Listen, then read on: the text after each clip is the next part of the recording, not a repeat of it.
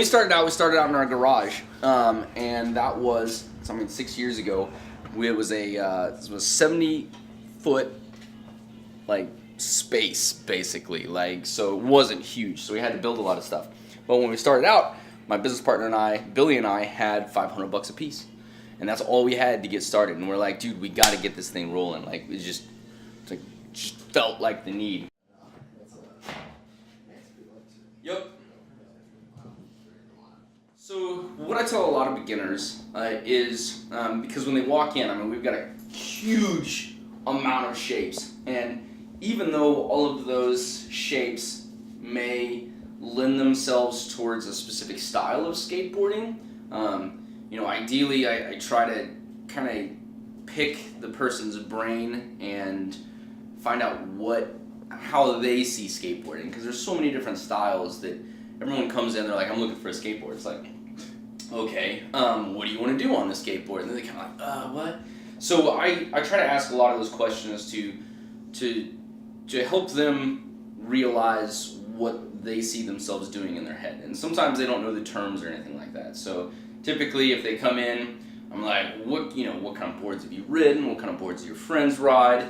And then if they're like, I haven't done any of it, it's just something that kind of popped in my head to do. It's like, okay, well, let's go over all the different, shapes and styles of skateboards, because that's one of the fun things about skateboarding, that if you see a board, and it's going to sound super hippie, by the way, if you see a board and something about it, like, kind of talks to you in a way, then that's typically the board you want to go with. People have an idea more, even someone just coming in brand new, like, there's a reason they came in, there's a reason they want to skate. It's like a road? Now they just put out the Tarab, which is, have you seen the Stoke clinics?